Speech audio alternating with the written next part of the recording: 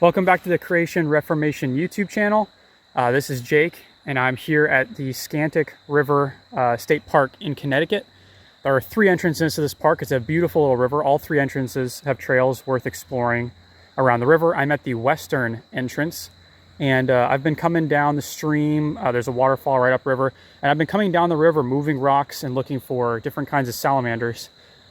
Here at the Scantic River, you can see it's just about to be peak fall weather here in New England with the foliage, and this is a beautiful little river worth hiking around, and like I said, looking for salamanders. And just because the weather is getting a little cooler, it does not mean that it's not worth it to come out and look for these little amphibians. I've been finding them all over the place. I was upriver moving around rocks and seeing them, having a hard time catching them, so I moved down here and saw there were some larger rocks here, and then along with this big tree right here. So I'm gonna move this tree and see if there's anything underneath, and I have a feeling I'm gonna find some salamanders underneath here because I've been finding them all over the place. But before I do this, I did want to talk about kind of the resiliency of natural habitats, and something that is really cool about how God created the world.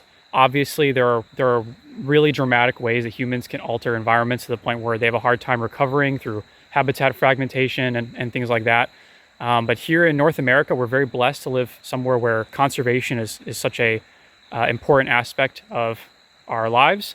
And we actually have planted more trees than there were when humans actually started colonizing America. We actually have more trees now, which is pretty incredible. So lots more trees than there were when we actually started cutting down trees here in the country. But that's kind of beside the point. What I want to talk about is when we come out here, and I do this quite often.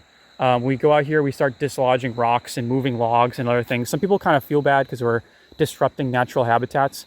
But I do want to point out that, when you're just going out and exploring, there's really not a whole lot of permanent damage you can do. In fact, when I'm about to move this log, even if I pick up some salamanders, even when I pick up salamanders and move things around and dislodge habitats, when I leave, this river is going to keep flowing, the rocks are going to settle down, and more leaves are going to fall and cover up what I've already disrupted, and animals are going to just go back to living there. And so really, nature is pretty resilient here, and I would encourage you not to feel bad about moving things around. And oh man, there's a raven. Hopefully you can hear that. It's a big raven flying around right here. There's a lot of ravens that come down here at this part of Scantic River, so always cool to see them. One of my favorite birds. Anyway, that totally threw me off though. So let's actually move this log over, and don't feel, again, no remorse for doing this, because we're scientists. We want to get our hands dirty and catch these animals. And this raven is really distracting me. I can barely see it up in the trees, but let's look for some salamanders here. I think I can already see one poking out from this tree.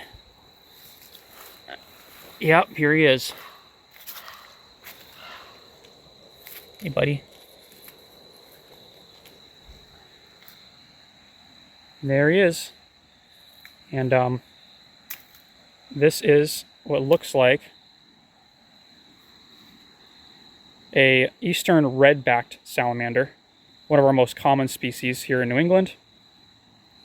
The other common species is a spotted newt, but both of them look really cool. This one doesn't quite look fully mature yet, but of course when it is mature, it will have a very solid, you can already see the back has some coloration on it. When it does fully mature, it's going to have a very reddish looking color running all the way down its back. But right now it's very dark colored. Probably a juvenile, but hiding under these rocks and under trees for, getting ready for the really cold weather. I'm going to let him fall off me in a second. I'm going to get low so he doesn't fall too far. But yeah, like I said, come on out. Even though the weather's getting cooler, these animals are all under rocks. They're getting ready for the colder weather, and definitely worth looking for. Really, really cool little creatures. There he goes. Of course, they're amphibians, which means amphibian really means 2 lives. They have the 2 lifestyles. They live as a tadpole in the first stages of their life, where they have no legs and they swim around, and then of course they grow out legs and they can live up on land where they have lungs. So, but yeah, I don't know too much about this specific species. I just know what it is. The red-backed salamander, again, one of our most common species. They're in the woodland salamander group, which is why if you want to find these, you want to go out in the woods, right? They hide under under leaves, under rocks in northeast forests. So again, here's Scantic River. Come on out. Don't feel bad for dislodging any habitats as you go in to try and find these cool species, because again, once you leave, everything's going to fall back in place, and it'll be like, you know, you were never there.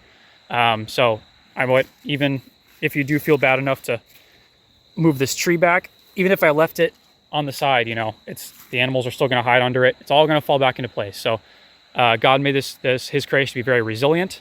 And I mean, these salamanders are about to, you know, live with no jackets, no coats, no warmth, and they're about to survive a coming New England winter, which is honestly hard for some humans to survive with all those clothes and heating systems. So they're resilient. It's not going to permanently hurt them or damage them in any way.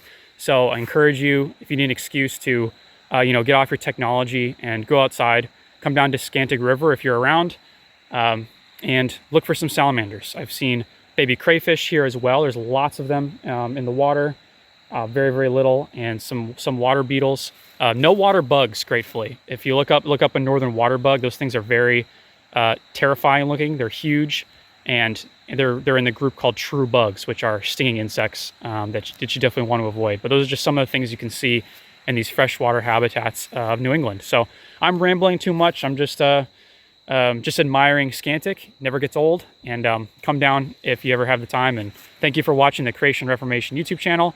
Stay tuned for other content that we have. Plenty of conversations about creation and evolution, but also some cool nature encounters like this one that just kind of remind you how good God is and how cool his nature is.